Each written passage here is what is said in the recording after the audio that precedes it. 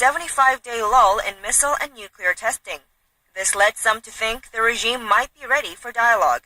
That's in part because Joseph Yoon, U.S. Special Representative for North Korea policy, had said Washington would interpret 60 days without testing as a signal for talks.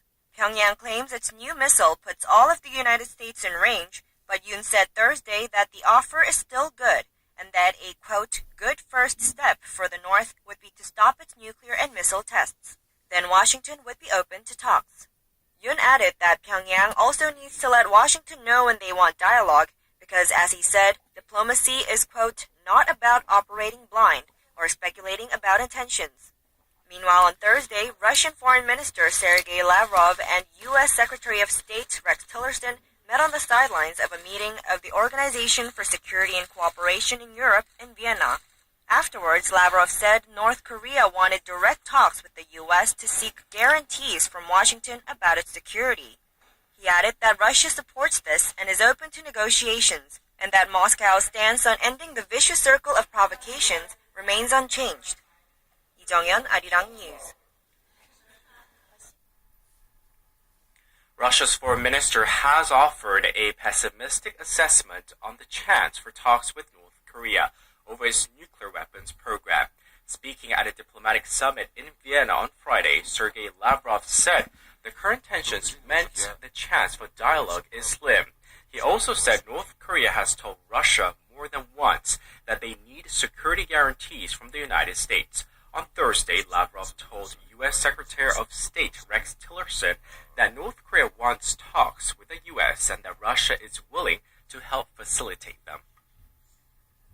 The president of the International Olympic Committee has met with the head of North Korea's Olympic Committee in Lausanne, Switzerland. Voice of America reports that they received an email from the IOC saying Thomas Bach held talks with the North Korean officials on Friday.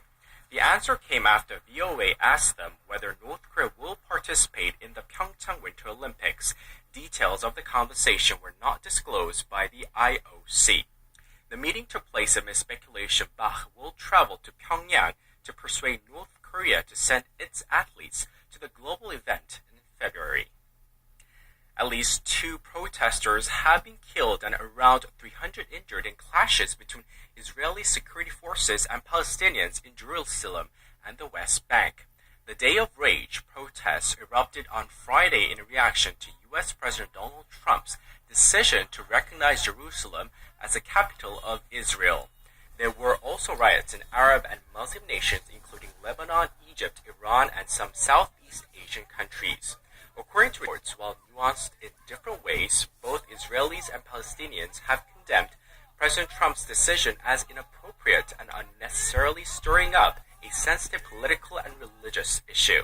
And 5 EU members, the UK, France, Germany, Italy, and Sweden, convened an emergency UN Security Council meeting on Friday and released a joint statement on the matter. They denounced the decision, saying it goes against the UN Security Council resolution and jeopardizes the chance for peace in the Middle East. The Korean government has announced its plan to speed up the restructuring process in several key industries. The finance ministry is hoping the measures will create more jobs and drive innovation. Kim Ji-an has the details. At a ministerial level meeting held Friday, Finance Minister Kim Dong-yeon said the government will speed up economic restructuring aimed at creating a healthy business ecosystem as well as even wealth distribution. The government will establish state fund worth nearly $914 million by next June for the creation of new jobs and innovation. New, quality jobs must be created on the basis of innovation.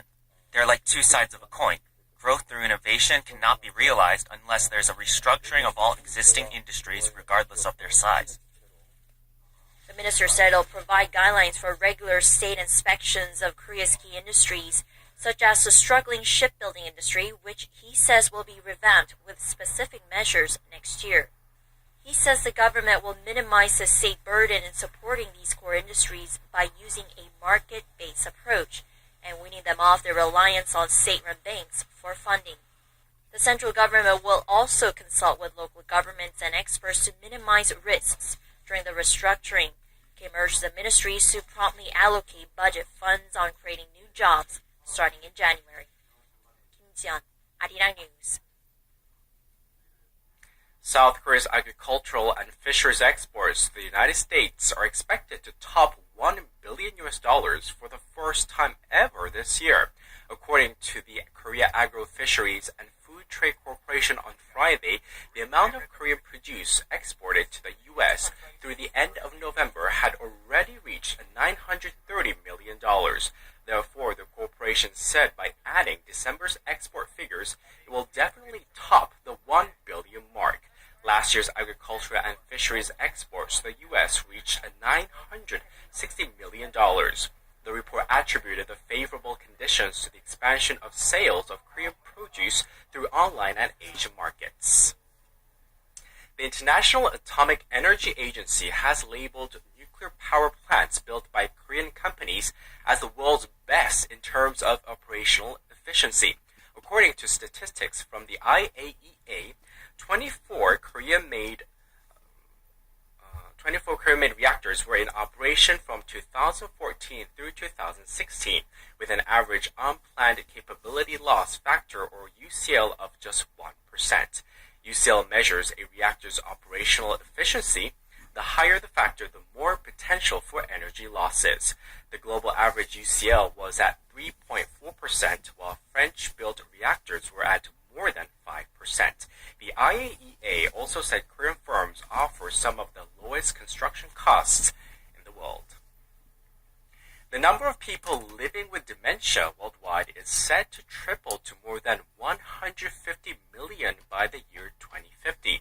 A report published by the World Health Organization says nearly 10 million people develop dementia each year, with 6 million of them in low and middle income countries. The annual global cost of dementia has reached more than $800 billion, which equates to more than 1% of global GDP. Medical costs, social care, and the loss of income for carers is also set to double to $2 trillion by 2030.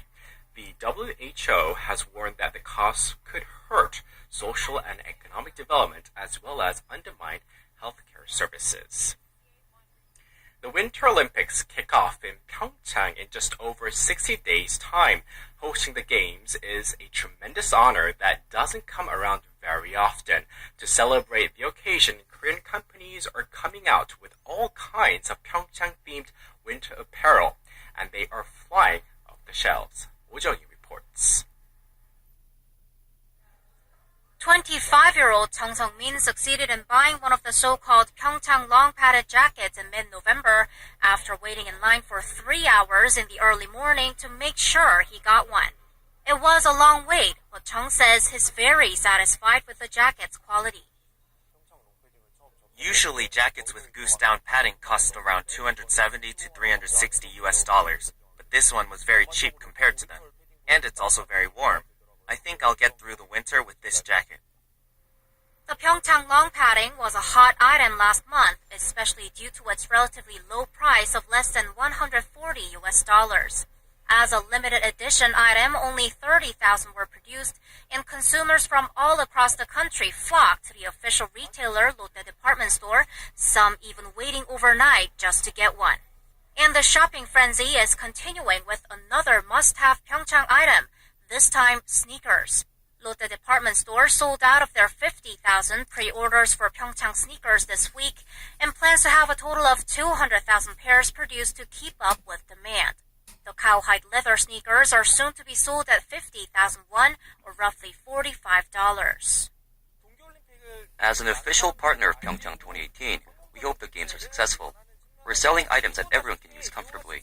The items are of high quality, but are sold at a cheaper price compared to others. The official store for Pyeongchang 2018 has many more items on display. A wide range of goods from products featuring the Pyeongchang mascots Suorang and Panda B to winter items like gloves and hoodies make up the Olympics atmosphere.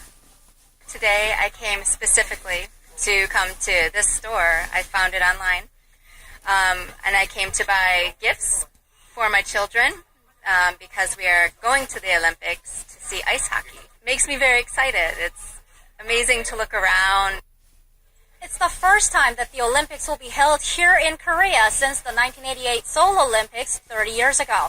Various mementos and souvenirs are out this year to celebrate this global festival of sport that's now just 2 months away. 우정이, 아리랑 뉴스. Now, before we go, let's take a brief look at the weather. Sunny skies and winter chills have gripped the nation today, and we'll expect partly cloudy skies for the evening, with Seoul's mercury levels topping out at 4 degrees Celsius and 11 degrees Celsius in Jeju. With that, let's look at the weather map in your neck of the woods.